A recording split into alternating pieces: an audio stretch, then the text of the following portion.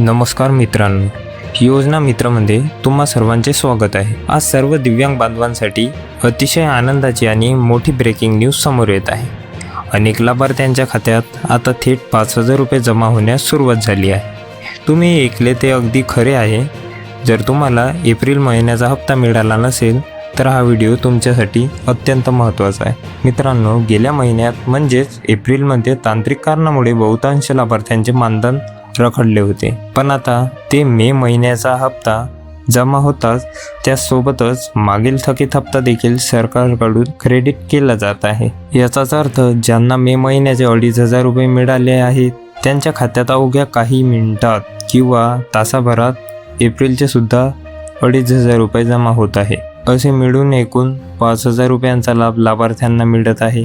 आता ज्यांना अद्याप एकही हप्ता मिळाला नाही त्यांनी काळजी करू नका। सरकारकडून निधी वितरणाची प्रक्रिया सुरू झाली असून तुम्हाला 15 ते 16 मे पर्यंत वाट पाहायची आहे। या 5-6 दिवसात तुमच्या खात्यात पूर्ण 5,000 रुपये जमा होण्याची दाट शक्यता आहे। समजा तरीही पैसे जमा झाले नाही तर 2 गोष्टी आवर्जून तपासा।